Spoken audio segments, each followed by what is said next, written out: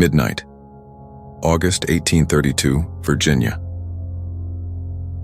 The cicadas stopped all at once as though the earth itself held its breath.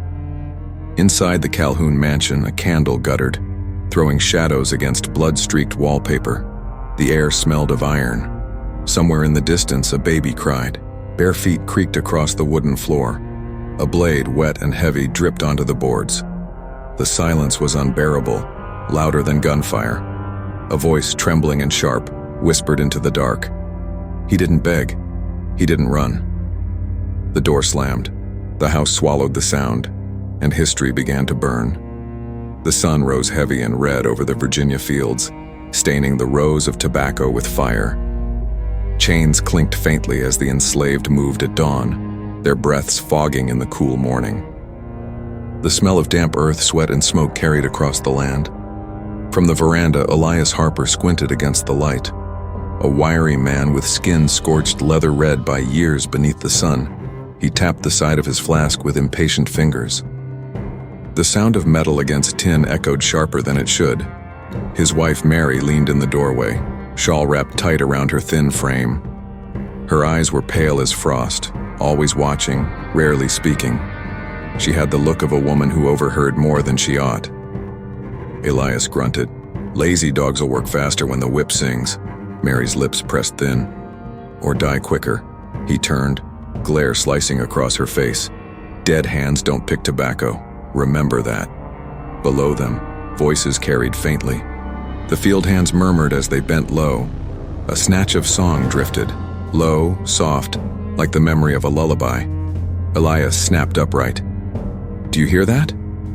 Mary tilted her head. Just a song. A song means hope, Elias muttered. His hand itched toward his whip. Hope means trouble. She lowered her gaze. Maybe it's only grief. He spat over the railing. Grief's a luxury. Out here, they don't own that either. The overseer's words cut the air like a blade. The enslaved bent lower, pretending not to hear. Their bodies moved with practiced obedience, but their eyes, those watching eyes, burned quietly. The house loomed behind, its columns stark against the rising light. The Calhoun family name was etched deep into its stones. Generations of tobacco, wealth, built on backs that bent and broke beneath its shadow. In the yard, a child's laughter rang suddenly. Little Grace Calhoun darted after a dog, her pale hair glinting gold. She stumbled near the work line, giggling, chasing her shadow. The field hands froze. The moment hung sharp as a knife. Mary's voice cut through. Grace, back here! The girl obeyed, skipping toward her mother, innocence trailing in her wake like light into darkness. Elias swore under his breath. One day she'll walk too close, and then... He snapped the whip in the air, leather cracking like thunder. Mary flinched. Not in front of her. But Elias only grinned, teeth yellowed from whiskey. Best she learns early. Fear's an inheritance too. The fields groaned with work, the house breathed with secrets, and beneath the endless Virginia sky, silence gathered like storm clouds waiting to break. The night was thick with the smell of pine smoke and wet earth. Beyond the slave quarters, frogs croaked along the marsh, and a lone whippoorwill called into the dark. Inside one cabin, 3 children huddled near a dying fire. Their voices were hushed, but their words carried weight. Samuel Reed sat closest to the embers. A boy no older than 10, eyes dark and unblinking. He turned a small stone over and over in his palm. Each pass of his fingers smoothed it further, as if memory itself could be polished clean. Isaiah Turner, sprawled against the wall, restless, his scarred cheek catching the light. He was only a year older, but the fire in his gaze made him seem grown. His fists clenched when he spoke, as if every word needed a fight to survive. Sarah Turner, younger by 3 years, pressed a rag doll to her chest. Her lips moved in a soft hum, a lullaby half-whispered, half-sung. The song carried like smoke, thin, fragile, but impossible to extinguish. Isaiah spat into the ashes. One day I'll put a knife in Harper's throat. Watch him bleed like he makes us bleed. Samuel's hand tightened on the pebble. His voice was calm, almost too calm. "You'll never get close enough if you roar like that. Fire burns out quick, shadow lasts." Isaiah shoved him. "You hide in shadows, Samuel. I won't. I'll burn the whole field down." Sarah shook her head, her doll bobbing. "Don't speak it loud. Words fly. Someone hears." Isaiah growled, but fell quiet. The fire crackled between them. From outside came the sound of boots on gravel. A door creaked. Samuel's eyes sharpened. He pressed the pebble into his pocket. Quiet. The boots passed, fading into silence. Sarah began humming again. The tune wrapped around them like a shield. Isaiah whispered softer now. "Mama used to sing that." Sarah nodded, her eyes glistening. "She said songs remember what we can't." The name of their mother hung heavy. In the air, sold away months ago, her memory stitched only into lullabies. Samuel broke the silence. "They can sell us apart, but they can't sell the stone, can't sell the song, can't sell the scar." Isaiah touched his cheek, tracing the jagged mark left by Harper's whip. He swallowed hard, rage smoldering low. Sarah's voice trembled but held firm. "We remember that's how we live." The fire guttered. The children leaned closer, their shadows flickering on the rough cabin wall. In their silence lay a vow, unspoken, fragile, but binding. Outside, the night deepened. The whippoorwill cried again, a mournful echo across the fields. The pebble, the scar, the lullaby. Symbols carved in childhood, waiting for the day they would return like ghosts. And in that cabin, 3 children unknowingly began the story that would set Virginia on fire. The forge glowed hot in the night, sparks spitting against the dirt floor. The smell of iron and smoke clung to the air, sharp enough to burn the throat. Samuel stood at the edge, watching old Josiah shape metal with one hand. His other sleeve hung empty, the space where a leg should have been long gone. Still, the hammer in his fist struck with a rhythm steady as a heartbeat. Josiah's voice rumbled low. "Every chain's got a weakness. You just have to know where to strike." Samuel's eyes didn't leave the iron. "And if the chain's a man?" Josiah grinned, teeth flashing in the firelight. "Then you don't strike.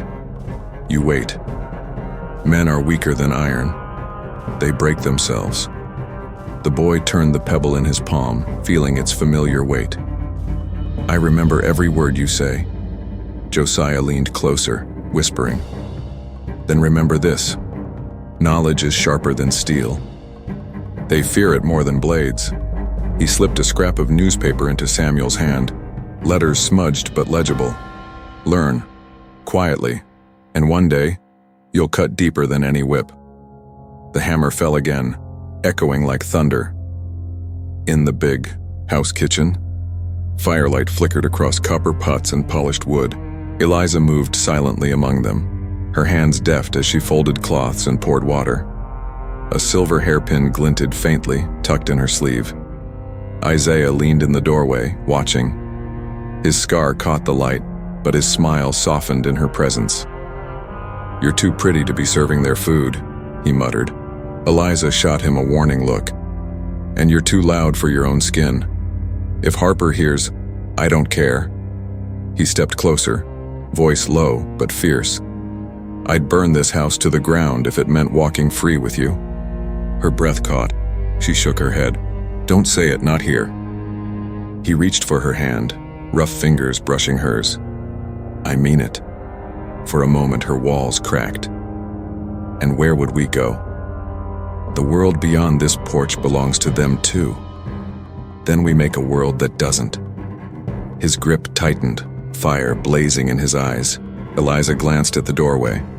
No one came. She let his hand linger, then quickly pulled away, slipping the silver pin back into her dress. "You dream dangerous dreams, Isaiah." He leaned closer, whispering, "Dreams are all we have." The kitchen fire popped, scattering sparks. Their shadows stretched against the wall, touching though their hands had parted. In the yard, Sarah sat with little Grace Calhoun beneath a willow tree. The child's hair shimmered in the sun, and she clutched a ragged doll, almost identical to Sarah's own. Sing the song again, Grace pleaded, tugging Sarah's sleeve. Sarah hesitated. It's not for you. Please? The child's eyes were wide, innocent. It makes the world softer. Sarah relented, voice soft as a breeze. She hummed the lullaby, the tune winding through the branches. Grace closed her eyes, swaying slightly, lost in the sound. You sing better than my mama, the girl whispered. Sarah smiled faintly. Your mama doesn't carry the same sorrow. Grace tilted her head. What sorrow? Sarah touched the doll in her lap. Something you'll know too soon. The girl frowned but said nothing. The wind rustled the willow leaves like 1,000 whispers. From the porch, Mary Harper watched. Her face unreadable, she pulled her shawl tighter. Later that night, Samuel, Isaiah, and Sarah gathered in the cabin again. The forge's glow had faded, but Josiah's words lingered in Samuel's mind. Isaiah's hand brushed his cheek where Eliza's touch still burned. Sarah held her doll, thinking of the little girl who asked for songs. Samuel broke the silence. Josiah says iron breaks, and men break easier. Isaiah smirked. Good, then let's be the hammer. Sarah's voice quivered. And when the hammer shatters too? Isaiah's eyes burned. Then at least it struck once. The night thickened. Somewhere a dog barked, and the children knew. Love, knowledge, innocence. They were threads weaving into something larger, something that would one day tear the sky open. The pebble, the pin, the lullaby, symbols growing heavier with each breath. The afternoon sun burned merciless, baking the fields into dust. The air shimmered with heat, and sweat dripped from every brow. The overseer's whip dangled from Elias Harper's hand, twitching like a serpent waiting to strike. Isaiah stumbled under the weight of a tobacco crate. His scarred cheek gleamed with sweat. A mutter slipped from his lips, sharp as flint. Elias's head snapped up. What did you say, boy? Isaiah's jaw clenched. Said nothing worth your ears. The whip cracked before the sentence was finished. Leather tore flesh, the sound cutting louder than thunder. Isaiah staggered, blood streaking his back. Samuel flinched, gripping the pebble in his pocket. Leave him, Elias. The overseer's eyes narrowed. Or what? You'll stare me to death? Isaiah spat into the dirt, crimson mingling with dust. You'll need more than a whip to break me. Elias's grin widened, ugly and yellowed. He raised the whip again, but another voice cut through, smooth, educated, poisoned with pride. That will do, Harper. A figure approached across the veranda steps, tall, polished boots striking wood, a silver-tipped cane tapping in rhythm. His coat was finely cut, his hair slick with oil. The sun seemed to bend around him, casting his shadow long across the yard. Thomas Calhoun had returned. Elias bowed his head slightly, though his lips curled. Master Thomas. The young heir's gaze swept the field, cold as steel. His eyes lingered on Isaiah, bleeding yet defiant. A smile crept across his face. Strength, he said slowly, is a dangerous thing in a slave. It gives them illusions. He twirled the cane lightly, as if toying with an idea. Illusions must be broken. He stepped closer, voice calm, deliberate. Fear, Harper. That's the crop you tend. Fear keeps the field alive. Without fear, you have nothing but weeds. The words hung heavy, heavier than the sun itself. Isaiah's breath rasped, but he lifted his head. His eyes locked on Thomas. Fear doesn't last. Fire does. A hush fell. Even the cicadas went silent. Thomas's smile sharpened. He raised his cane and struck Isaiah across the face, the crack echoing. Blood trickled down Isaiah's cheek, mingling with the old scar. Samuel lunged forward but felt Josiah's iron grip on his shoulder. The old blacksmith whispered harshly, "Not yet, boy. Not yet." Sarah, standing at the edge with her doll, began humming the lullaby, trembling, trying to drown out the sound of violence. Her voice wavered, fragile but stubborn. Thomas turned his head, hearing it. He stared at her, expression unreadable, then back to Isaiah. "Sing louder, little bird," he said, voice dripping with mockery. "Songs won't stop the whip." Elias chuckled, but it died quickly when Thomas's eyes flicked toward him. The heir's gaze alone was enough to silence. Isaiah coughed, blood flecking his lips. "One day, you'll choke on that cane." Thomas leaned close, so only Isaiah could hear. "One day isn't today." Then he straightened, boots clicking against the dust. "Harper, patch him enough to work. He'll remember my words." He strode back toward the house, shadow trailing long. Elias raised the whip once more, but slower this time, as if Thomas's presence still lingered over his hand. The crack fell again. Isaiah's cry split the air. Sarah's lullaby grew louder, broken, shaking. Samuel whispered, almost to himself, "Not yet, but soon." The field bore witness. Silent eyes burned. Rage soaked the soil deeper than blood, and the ground itself seemed to tremble, waiting for fire. Night fell heavy over Calhoun Plantation. The cicadas screamed, the frogs croaked, and somewhere in the trees, an owl gave its mournful call. Inside the slave quarters, whispers stirred like wind through dry grass. Isaiah lay on his side, back, wrapped in rags, every breath dragging fire through his ribs. But his eyes, those stayed sharp. He spoke in a voice low, steady, dangerous. "We bleed every day. We break our backs.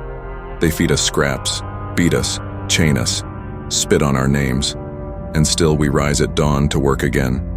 I say no more."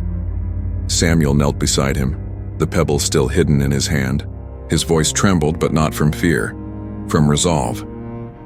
"When?" Isaiah's cracked lips curved into something like a smile. "When the fire burns brightest, at night, when their bellies are full and their eyes heavy." The door creaked. Everyone froze.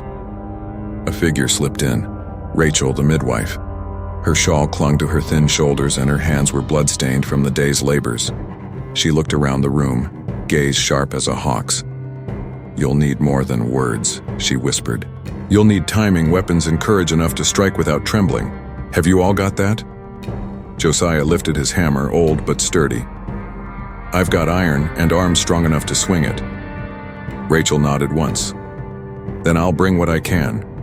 Herbs to put men to sleep, poultices to keep you standing when the lash tears again." Another shadow moved in behind her. David, young and lanky, eyes wide with both fear and fire. "I'll run messages," he blurted. "Fast as the river, silent as smoke. If one house lights, I'll carry it to the next." Isaiah studied him, then gave a single nod. "Good. The chain grows stronger." But Josiah grunted, deep and uneasy. "The stronger the chain, the more it rattles. Someone will hear." That someone nearly did. The door cracked open once more. Nathaniel, trusted house servant, hands always polished from silver trays, slipped inside. His fine coat was dusted with flour from the kitchen. He held up a finger for silence, then whispered, "They're drinking late tonight. Harper's already half blind with rum. If you were ever to strike, you'd not find them softer than now." A murmur spread. Hearts beat like war drums. Isaiah's voice cut the noise. "Not tonight, not yet. We rush, we die. We wait, we win." Samuel clenched his fists. "How long?" Isaiah's gaze turned toward the shuttered window, where moonlight bled silver through cracks. "Soon. Sooner than they think." Rachel laid her hand on his shoulder firm. "Then let the women keep watch. Let the children carry whispers. Let every ear and every eye sharpen like a blade. We'll be ready." The room fell into silence. Only the sound of the night carried in. The hum of insects, the groan of the earth, the heavy breath of men and women who had crossed a line they could never return from. A rebellion had been spoken, and once spoken it could not be unmade. The moon hung swollen and pale, a silver coin tossed across the Virginia sky. The fields lay hushed, waiting. Even the frogs stilled their song. Inside the slave quarters, men and women stood shoulder to shoulder. The air was thick with sweat, fear, and the raw edge of hope. Isaiah's voice cut through the silence. "Tonight we strike. No turning back. Remember why you carry the blade. Remember who you bury it for." Rachel's hands trembled as she passed out sharpened tools. Scythes, axes, a butcher's knife wrapped in cloth. Her shawl fell back, revealing her arm streaked with old scars. She met each person's eyes before letting go of the weapon, as if blessing them with her gaze. Josiah tested the weight of his hammer, jaw set like stone. Samuel clutched his pebble in one fist, his borrowed hatchet in the other. Little Grace clung to Sarah's skirts, whispering fragments of the lullaby under her breath, steadying herself against the tide of fear. Isaiah raised his hand. "We move as one." No shouts, no cries. Shadows only until the fire breaks. The door creaked open. Nathaniel slipped in, eyes darting. "Harper's drunk. His sons, too. They'll not wake easy." Isaiah gave the signal. They moved. Through the fields they crept, bare feet silent on the dirt. The manor rose ahead, lanterns flickering in its windows, proud and oblivious. A dog stirred, then whimpered and slunk back to its corner, cowed by something larger than fear. At the door, Isaiah motioned. Samuel slid forward, his hand steady, heart pounding in his throat.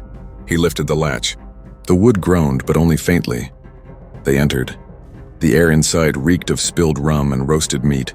Harper sprawled in his chair, head tilted, mouth slack. His silver buttons glimmered in the firelight. Isaiah's jaw tightened. He stepped forward, hammer raised. But before he struck, Samuel caught his wrist. "Not loud," Samuel whispered. "Quiet, like shadows." Isaiah hesitated, then nodded.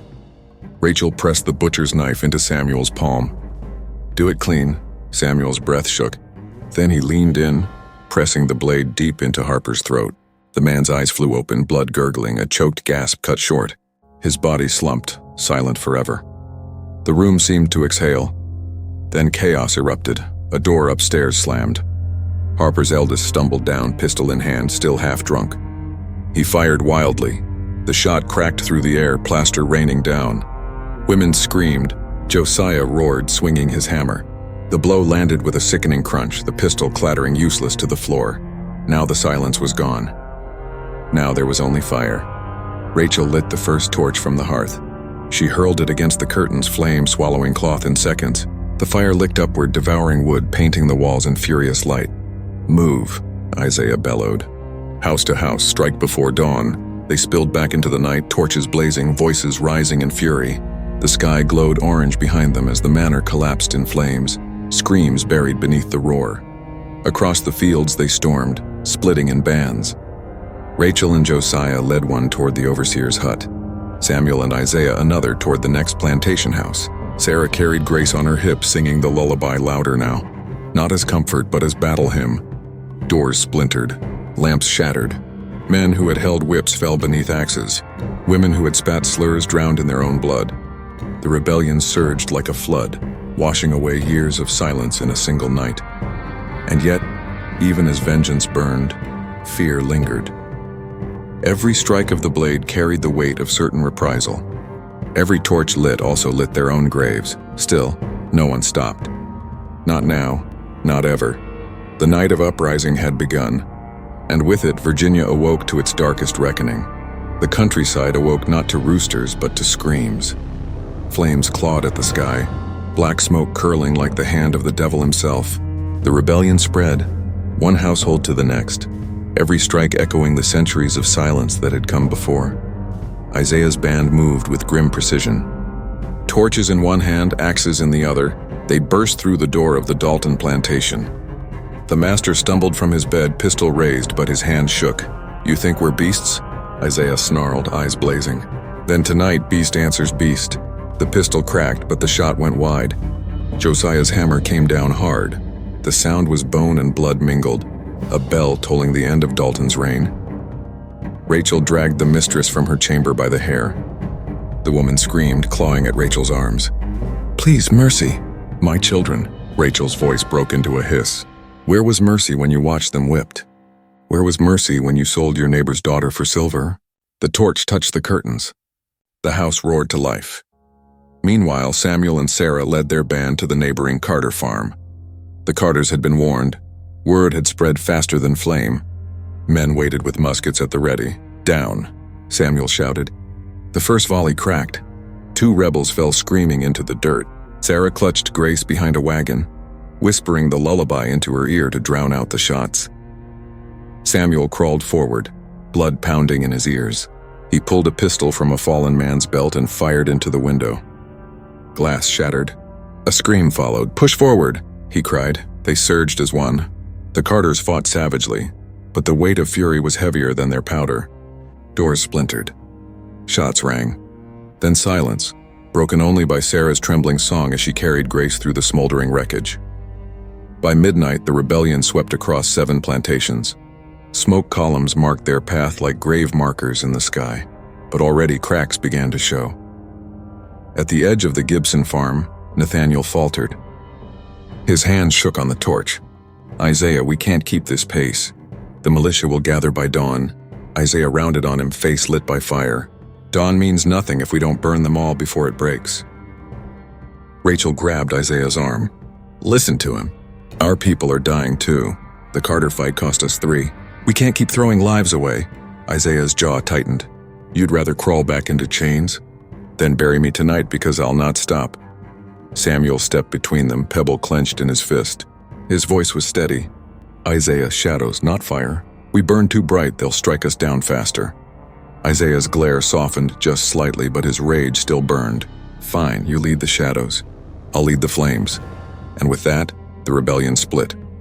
Rachel stayed with Samuel, guiding the survivors toward quieter paths, hiding in barns and moving at night. Isaiah charged ahead with Josiah, hammer in hand, torch blazing, leaving a trail the militia could follow like bloodhounds. By dawn, the militia did come, armed, mounted, and merciless. At Gibson's farm, Isaiah's band met them head-on. The clash was brutal, muskets cracking, blades flashing, screams piercing the morning. Josiah swung his hammer until 3 men pinned him down with bayonets, driving steel through his chest. He roared one last time before silence claimed him. Isaiah fought like a man already dead, every strike reckless. He cut 1, 2, 3 before the gunfire tore him apart. His body fell into the mud, eyes still burning even as life fled. Back in the shadows, Samuel heard the shots echo across the fields. His hand tightened around the pebble. Sarah's lullaby broke mid-note, her voice shivering. Rachel's eyes filled with dread. "They've found him," she whispered. The rebellion that had begun as thunder now cracked into fragments, hunted across the countryside. Still, in the ashes of fire and blood, a legend was being written, a night when the enslaved dared to answer cruelty with their own storm. And though the dawn brought steel and death, it could not erase the fire that had already burned. The smoke had barely cleared before the hunt began. Dawn broke red as if the sky itself bled for Virginia. Across the fields, riders thundered, muskets gleaming, dogs barking with savage hunger. Those who had marched with Isaiah and Josiah were the first to fall. Their bodies littered the road. Some shot as they fled, others hung from trees as warnings. Crows gathered overhead, dark judges perched on the limbs. Samuel, Sarah, Rachel, and little Grace huddled in the woods. Their breaths came ragged, the forest pressing in heavy with damp earth and pine.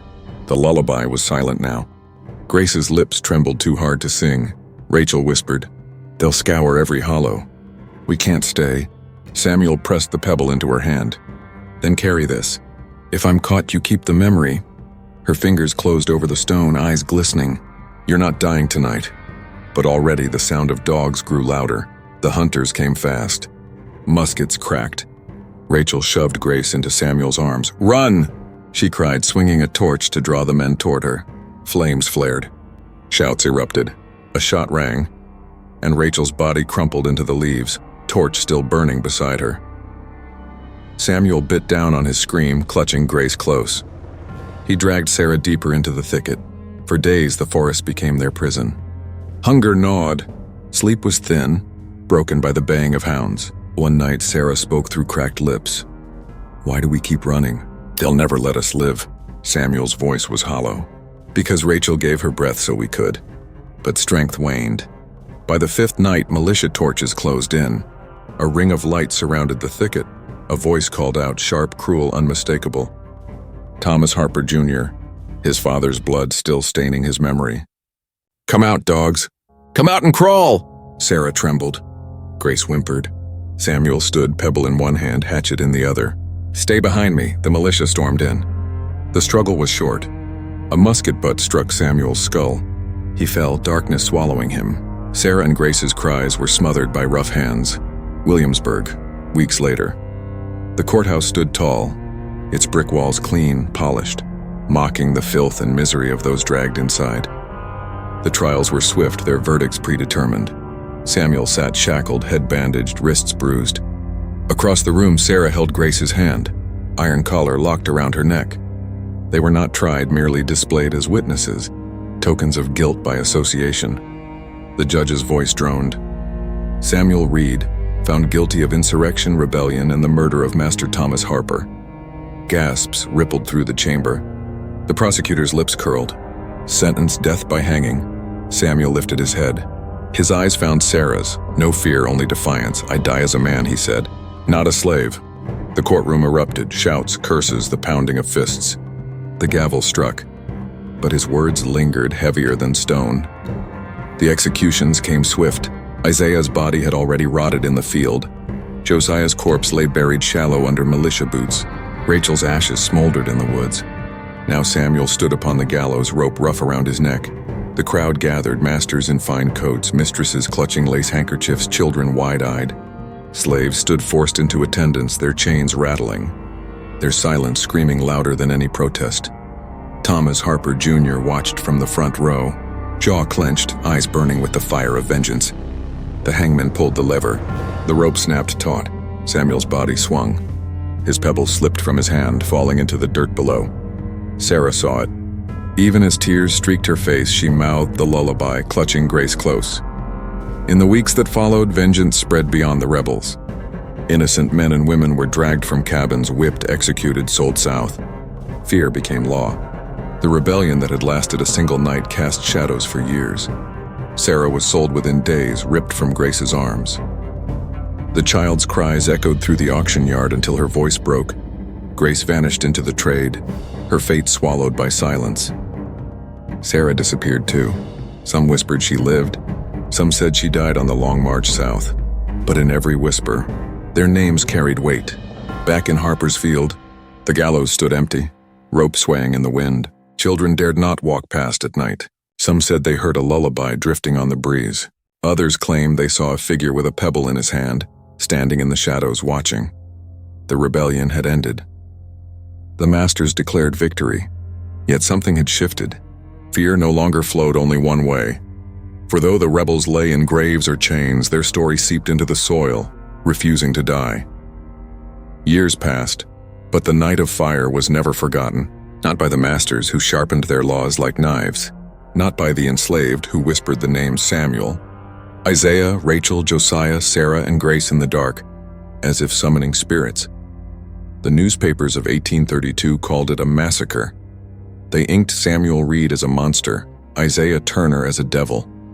The flames that consumed the Harper estate were painted as proof of black savagery, not of human desperation. But truth has two tongues. In the quarters, stories moved like smoke. Old men told children how Samuel faced death without trembling. Mothers sang Sarah's lullaby to their infants, a tune that carried grief and defiance in equal measure. Some said Rachel's ghost still walked the woods, torch in hand, guiding the lost. Harper's fields grew cotton again. His son, Thomas Jr., inherited the land, rebuilt the house, and swore never to forget the night his father's throat was cut. He ruled with a whip sharper than his father's blade, believing cruelty could strangle memory. Yet cruelty only fed it. Each generation twisted the tale. Among the whites it became a warning: keep them chained or they'll rise. Among the enslaved it was a spark. Chains can break. Fire can answer fire. In taverns, men bragged how the militia had crushed the uprising. In kitchens, women whispered how Samuel had looked into the crowd and declared himself a man. The pebble that fell from his hand was found by a boy tending the gallows. He kept it, carrying it in his pocket until the day he was sold away. He passed it down to his son, saying, "This is freedom." Waiting. The stone became an heirloom, vanishing into history, surfacing now and then like a ghostly reminder. Grace's fate was never written in ledgers. Some said she grew old in Mississippi, still humming the lullaby. Others claimed she died on the auction block, her voice silenced too soon. But the song lived on, carried by voices who never knew her name. By the eve of the Civil War, whispers of that night became louder. The story stretched, changed, became more myth than fact. Some told it as if Samuel commanded an army of hundreds, flames swallowing whole towns. Others swore Rachel never died, that she still lit torches in the woods on stormy nights. The truth blurred. But in the blur, the memory grew sharper. For memory is not about detail, it is about fire. And the fire Samuel and his kin lit in 1832 never went out. History remembers dates and numbers, but beneath them lie the human heartbeats. The night of uprising was short, its cost unbearable. Yet for a single moment, men and women who had been chained, whipped, and silenced stood as more than slaves. They stood as voices, blades, shadows, and songs. Samuel's pebble, Isaiah's scar, Rachel's torch, Sarah's lullaby, Josiah's hammer, Grace's trembling voice, symbols of a truth masters feared, that even the broken can rise, that even the voiceless can speak, that even the powerless can strike back. And what does it mean 2 centuries later to remember them? It means their lives were not erased by the noose. It means their defiance carved cracks in the stone of oppression, cracks that others would later widen. It means we must ask, was their fire vengeance, or was it justice?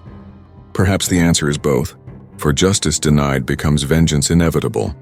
And still the lullaby lingers, soft, fragile, haunting.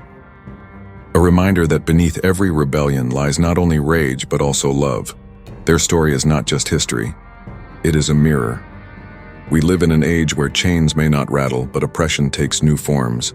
Poverty, silenced voices, forgotten names. The question Samuel's final words ask us still hangs in the air. I die as a man, not a slave. Would you stand with him? Would you strike knowing the cost? Would you forgive or burn it all down? The Midnight Massacre of 1832 is not just a tale of blood and fire. It is a lesson carved into history. Silence breeds chains, and chains always break with violence. So, when you hear the lullaby, when you picture the pebble falling from a dying hand, ask yourself, what would you have done? And before you leave, remember to keep this fire alive. Share this story. Subscribe for more forgotten histories, more hidden truths. Because legends fade when we let silence win. Don't let silence win.